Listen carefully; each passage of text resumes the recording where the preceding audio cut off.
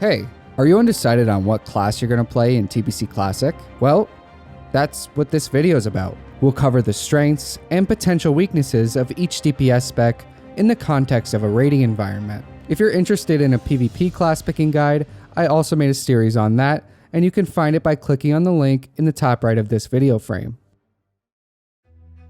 We'll start off with the hybrid DPS specs. Coming from vanilla, all of these classes experience some kind of ridicule for speccing DPS in raids. Blizzard sought to correct this issue in TBC. They did this by adding a bunch of utility spells to all the hybrid specs. Perhaps the biggest beneficiary of these changes is the Shadow Priest. Vampiric Touch is Shadow Priest's new damage over time spell, and it has a very powerful effect attached to it. When it's on a target, a portion of the priest damage dealt to that target is converted to mana and distributed to the party. That's why you may have heard of Shadow Priest being referred to as a mana battery. Misery is also a new effect for the Shadow Priest. It causes your damaging spells to apply a debuff to the target that increases spell damage taken by 5%, and that's on top of what you already brought from vanilla, like the Shadow Weaving talent, which causes the target to take 10% increased shadow damage from all raid members. And considering how strong Warlocks are in this expansion, this debuff is a must-have for any serious raid composition. Vampiric Embrace is also returning from vanilla. This debuff converts a portion of the damage that you deal to healing, which gets dispersed amongst your party members. This ability is super effective on encounters with a lot of splash damage. Shadow Priest has the most engaging rotation of all the casters. Your first priority is keeping 100% uptime on Vampiric Embrace, Vampiric Touch, and Shadow Word Pain. And there was no pandemic refresh or pandemic window in the Burning Crusade, so when you refreshed the dot before it expired, you just lost a tick of damage. And refreshing dots too late also results in a loss of damage. So timing was really important as a Shadow Priest. When all three of those effects are up, you can use Shadow Word Death and Mind Blast on cooldown with Mind Flay as a filler. But when you're low on mana, you actually change your rotation. You drop Shadow Word Death and Mind Blast in favor of Mind Flay spam. This rotation actually results in a gain of mana. That's because of how efficient Mind Flay is and how good at regenerating mana Vampiric Touch is. And knowing when to enter that mana conservation phase is really important to being a good Shadow Priest. Your job is to provide consistent mana and health regeneration throughout the fight, and you can't do that when you're out of mana. Shadow Priests are a bad pick for those looking to top damage meters, and you should also steer clear if you don't like being passed up on loot to higher damage casters like Warlocks and Mages. However, if you can get past those two things, you're getting a fun to play caster with the best utility in the game. You'll never have an issue finding a raid group as a Shadow Priest. Another spec that goes from meme to top tier raid spec is the Elemental Shaman. In vanilla, shamans were already known for their great utility, and TBC just takes that to another level. You get Heroism or Bloodlust if you're Horde. This spell increases you and your party members' haste by 30% for 40 seconds. And because things like Sated or Exhaustion weren't around until Wrath of the Lich King, you could chain heroisms together and have a near infinite duration on it, provided that you had enough shamans to actually do that. All shaman specs could bring heroism though, but only Elemental could bring Totem of Wrath. Totem of Wrath increased all party members' spell hit and critical strike chance by 3%, and that effect combined with Mana Spring and Wrath of Air totems made Elemental an invaluable asset to any caster group. Unlike most of the hybrid specs on this list, Elemental actually offers great damage along with its utility. In fact, it's capable of out-DPSing pure DPS specs. However, Elemental has one downfall: its rotation. Before you get gear, you better take all spells off your bar besides Totems and Lightning Bolt. Your top priority is keeping up Totem of Wrath, but after that, all you do is spam Lightning Bolt. Anything else and you run out of mana quite quickly. Overall though, Elemental is a great pick if you want a hybrid caster class that doesn't sacrifice much damage for its utility. While Elemental provides great caster support, Enhance provides amazing melee support. And one of their new melee supporting tools in the Burning Crusade is a talent called Unleashed Rage. Unleashed Rage works by granting the shaman's party members 10% attack power whenever he critically strikes. It's worth mentioning that since other shaman specs tend to be in caster groups, you're the only way that melee groups can get heroism. And that also means you're bringing heroism to the tank, which allows him to keep up on threat during burn phases. Along with heroism, you bring Grace of Air and Wind Fury totem effects to the party.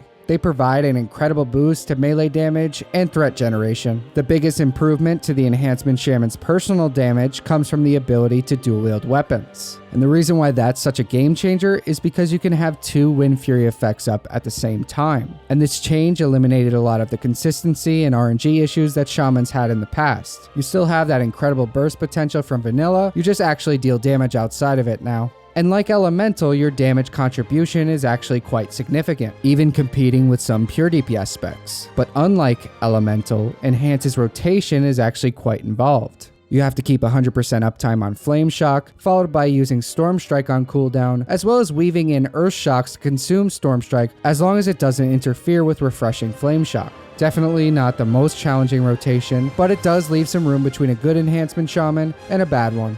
If you like the idea of Elemental but didn't like the boring rotation, I strongly recommend Enhance. It offers a very similar damage to utility ratio with a little bit more fun.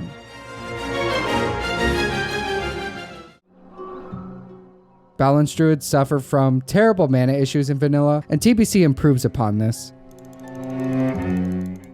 You now have talents like Dreamstate and Intensity, which allow for a lot of passive mana regeneration while casting. This is convenient for Druids because they have Starfire, which is a 3.5 second cast. There are some issues with the bulk of the mana regeneration taking place while casting, and we'll talk about that at the end. Like any other hybrid, the Moonkin brings significant utility. Moonkin Aura increases the spell critical strike chance of party members by 5%. This is incredibly powerful for Destruction Warlocks, Fire Mages, and Elemental Shamans. Improved Fairy Fire is a talent exclusive to the Balance Tree, and it's considered a mandatory addition to an already mandatory debuff. When Fairy Fire is active, all ranged and melee have a 3% increased chance to hit. This allows DPS to swap out hit gear for some other powerful stats, substantially increasing the raid's DPS as a whole. And the benefits of Moonkin Aura and improved Fairy Fire allow raids to look past Moonkin's below average damage output. Keep in mind though that only 1 Fairy Fire is required per raid, and Moonkin Aura, while powerful, is not enough on its own to justify a raid spot, so only 1 Boomkin per raid. As for the rotation, you'll be keeping up Fairy Fire and Insect Swarm at all times, and using Starfire as a filler. Casting anything else will you very quickly, and that's due to the fact that your mana regeneration is tied to casting, so you regenerate a lot of mana during the 3.5 second Starfire cast. If you love the Boom Chicken in vanilla, then you'll love it in TBC because it only got improvements. However, if you're just looking for a caster hybrid DPS, there are better options. Most of the Feral Druid support comes from its ability to function as an off-tank. And that's because most talents in the Feral tree enhance both your cat and bear form skills. So the tanking ability of druids who identify as DPS versus druids that identify as tank is inherently the same. It's just a different way of playing the game. Just know that you're most likely being brought into the raid with the expectation that you can off or main tank when called upon. As for your non-tanking related utility, you have Leader of the Pack. It's essentially the cat form equivalent of Moonkin Aura, but instead of spell critical strike, it grants ranged and melee critical strike, which is a huge boost to warriors, hunters, and enhancement shamans. It also provides a 6% heal anytime the player critically strikes, and that's especially powerful for a well-geared tank with a lot of stamina. As for damage, Feral Druids as a whole are in the middle of the pack, but a skilled Feral Druid is able to deal much more than that. The Feral Druid's rotation in the Burning Crusade is thought to be the most mechanically challenging. One mechanic you'll need to master is called power shifting. It goes beyond the scope of this guide, but to make it brief, you use these two effects to gain extra energy anytime you shift in and out of cat form. It comes out to something like 500 extra energy over the course of an encounter, so it's absolutely essential in order to maximize your damage. As for your rotation, you play around a debuff called Mangle. This debuff greatly increases the damage of your Shred and Rip to that target. While Mangle is active, you use Shred to generate 5 combo points, and then you cast Rip and rinse and repeat. There's a lot of nuances with the rotation though, and I'll have a link to a deeper explanation of those in the description. Feral is a great choice for those who want a challenging spec. It's also an amazing choice for those wanting a DPS spec with equal tanking capabilities. You do have to be very clear when joining a guild though. Many guilds will try to make you a primary tank with a DPS off spec. You just need to stand your ground with these people and be clear from the start.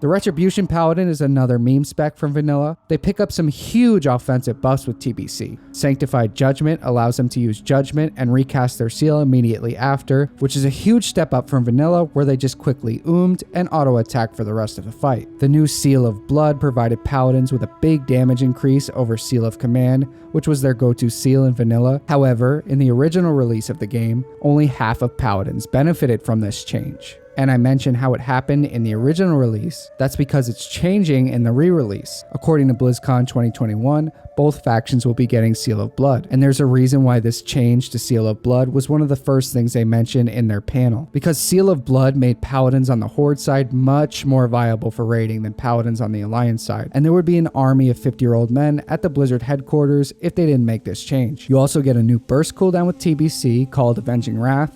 This spell grants you 20% increased damage for 20 seconds, and it pairs very nicely with a Shaman's Heroism. While the damage improvements are certainly welcomed, Ret's still one of the lowest in that category. Ret's golden ticket into a guild comes from improved Seal of the Crusader. It empowers the Judgment of the Crusader debuff to cause a target to be more vulnerable to critical strikes. And if anyone was on the fence about you also have Crusader Strike. This ability works by refreshing all active judgments on a target, including those applied by other Paladins. That means you can help your fellow Paladins keep up their judgments without them needing to waste time or globals to do it themselves. Pretty decent quality of life improvement, as long as there's a lot of other Paladins.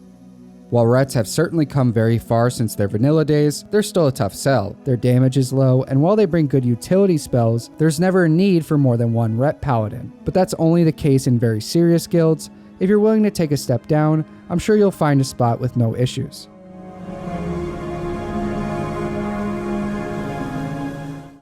So far, I've probably used the word utility 100 times. But what if you don't care about that? What if you just want to put your headphones on, top the meters, and not worry about other tasks? In that case, you probably want to look at the pure DPS specs. Starting with the Mage, they pick up exactly where they left off in vanilla. Fire is still their best raid spec, and it just got better with TBC. Ignite is still one of your strongest talents, and it makes up a large portion of your overall damage. It does this by converting direct spell critical strikes into a damage over time spell. Mages also get the Molten Fury passive. This talent gives them a huge boost of damage whenever their target is in the execute phase. I'm not really sure why this was added for mages, but I guess it fits their whole pyrokinesis vibe. Moving on to the not so fun stuff, the mage's rotation. Your only job other than casting Fireball is to keep up the improved Scorch debuff. If you don't mind looking like a tryhard, you could hard cast a Pyroblast before the pull for that little bit of extra damage over a Fireball. Other than that, you get the powerful Combustion cooldown. It works by giving you a stacking critical strike buff until you've landed 3 critical strikes. And since the Combustion buff has an infinite duration, you don't lose value from mistiming it. It only actually expires once you've scored 3 critical strikes, making it quite forgiving. If you're looking for a great pure DPS caster spec, I highly recommend the Mage, but I must stress the following. Mages are just behind Warlocks on the damage meter, and people often overhype the difference between the two. For that reason, you might get passed up on loot to a Warlock, and it can get very frustrating. If you can get past the possibility of that, you'll probably love playing a Mage. Rogues are in a very similar situation to Mages. Combat's still your best spec, and it receives some nice tweaks. For example, Combat Potency gives your offhand attacks a chance to generate energy, and since rogues have a 27% hit cap, Combat Potency will continue to get stronger as their gear improves and they get closer to that elusive number. The Surprise Attacks talent gives a passive increase to Sinister Strike, which is the damaging ability that rogues use the most. And as a nice quality of life improvement, it also takes dodges off the hit table for finishing moves. Combat also retains its 2-target cleave superiority with Blade Flurry. Not only does it give the rogue 20% extra attack speed, but it also replicates all attacks against a primary target to a secondary target. The ability has an absurd 15-second duration with an even more absurd 2-minute cooldown, easily putting it as one of the most powerful cooldowns in the game. Combat consistently ranks higher than any melee DPS spec for the majority of the expansion. Rogues ascend to another level once Black Temple rolls around, and you have access to those legendary Warglaives. And when Sunwell rolls around, you'll be competing with Warlocks and Hunters for that top damage spot. One other thing that puts you ahead of pretty much any other melee spec is Cloak of Shadows. This ability clears all your harmful magic effects, as well as making you nearly immune to all future ones for 5 seconds. And with only a 60-second cooldown, Rogues are able to live in situations where no other melee can. Combat has one of the most involved rotations of any pure DPS spec, but I guess that doesn't really say very much. Your top priority is to maintain Slice and Dice, as well as Rupture on your primary target. Your filler is Sinister Strike, and you should try to squeeze in Eviscerate whenever you have excess combo points. Rogues are a great pick for people looking for a melee spec that deals above average damage and has high survivability. And as a bonus, you have a great chance of getting Warglaives if you stay consistent with the same guild. Where do we begin? Hunters go from D tier in Naxxramas to over 9,000 in TBC, and a lot of that comes from the changes that were made to the Beast Mastery tree, as well as the changes made to pets. Pets now scale with hunter stats, unlike vanilla where they held the same stats regardless of your gear, and with the new Avoidance passive, your pet takes 50% less damage from AoE, making them much less susceptible to dying from raid mechanics. There were dozens of AI and behavioral changes made, but one really stands out. Your pet will now try to get behind its target whenever possible, allowing them to take advantage of the fact that mobs can't parry or block attacks made from behind, which just translates to more damage for the hunter. As for new abilities, the two biggest ones are Kill Command and Aspect of the Viper. When used, Kill Command causes your pet to do a significant amount of damage to your target, and because this ability is only usable after scoring a critical strike, it scales well with your gear. Aspect of the Viper drastically increases your mana regeneration while it's active, and since the effect generates additional mana based on missing mana, it's almost impossible to go Now I'm sure many of you are waiting for me to point out the elephant in the room. Obviously I'm talking about the Hunter rotation macro. For those of you unaware, in the original release, Hunters could execute their rotation by the use of a single macro. And that's not because they were lazy or unskilled, it was actually nearly impossible to achieve the same DPS manually. For this video, I won't be explaining the intuition behind the macro, just look up shot clipping if you're curious. The reason why I called the macro the elephant in the room is because some people think that Blizzard will remove it with the re-release of the game. While cast sequence macros such as the one we're talking about right now are currently in the Vanilla Classic API, Blizzard has already executed and expressed interest in a some changes philosophy. So I wouldn't be surprised if they did remove cast sequence macros. With or without the macro, Hunters still have the highest damage potential in the game. And if damage is the most important thing to you, pick a Hunter. Just keep in mind that you'll be one of many Hunters, and there is some value in playing something unique. TBC Warlock is like Vanilla Warlock after a few years of steroids. You'll opt for a nearly identical build to the one used in Vanilla for raiding. This specialization is solely concerned with buffing your Shadow Bolt. Warlock pets receive the same treatment as Hunter pets, with scaling stats, reduced AoE damage, and better AI. It's bittersweet though, since your optimal DPS build revolves around sacrificing your pet with Demonic Sacrifice. They get a new AoE spell called Seed of Corruption. Returning Warlocks will love this spell because it's insanely strong, and they never have to use Hellfire again. The effect works by first applying Seed of Corruption to the target, and after 18 seconds, the seed explodes. If the target takes enough damage though, the seed can explode before 18 seconds. So you can just tab target Seed of Corruption or cast it on the main target, and your teammates will pop it with their AoE. While Warlocks don't bring many utility spells to the raid, their damage alone is more than enough to justify them a raid spot. In fact, most guilds will carry at least 4 Warlocks in their raid. They share that top damage potential spot with Hunters, and there's just no downside to bringing additional Warlocks. Perhaps the only downside for a Warlock is their one-button rotation. You apply the raid assigned curse, and you just cast Shadow Bolt for the rest of the fight. And for some reason, Warlocks tend to get more criticism than any other class for their one-button rotation. It doesn't make much sense that the Fire Mage who's just spamming Fireball is making fun of the Warlock who's just spamming Shadow Bolt. But hey, it's classic. Warlocks have about the same damage output as the Hunter, and if damage is your absolute priority, those are the only two classes that should be on your list. As for deciding between the two, it comes down to personal preference. For me, I don't like the idea of sacrificing my pet as a pet class, so I'd pick a Hunter.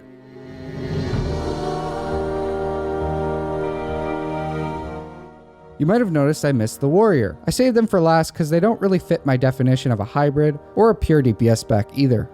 For example, as a Fury Warrior with DPS gear, you're not nearly as equipped as a Feral Druid for tanking, but they definitely can still tank in a pinch. And they deal much more damage than your average Feral Druid in cat form. On the topic of damage, they do fall back down to earth from their god tier state in vanilla, but by no means are they trash like a lot of people might try to convince you. They spend a lot of the expansion in the middle of the pack, but towards the end they start to pick up a lot, and when they get those legendary Warglaives from Black Temple, they start to be very competitive. They do get a very strong new offensive spell called Rampage, It's a stacking attack power buff that requires a critical strike to use. Every time you add a stack to the buff, it refreshes the buff's duration, but after 5 stacks the buff will fall after 30 seconds.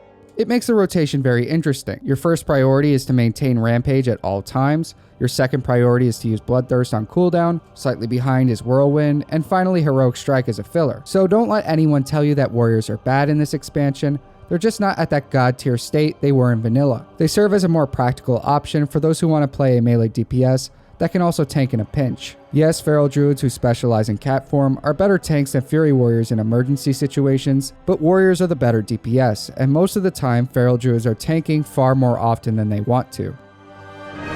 Thank you so much for watching the video, guys. I hope I made your choice a little bit easier. Please consider supporting the channel by subscribing. Peace.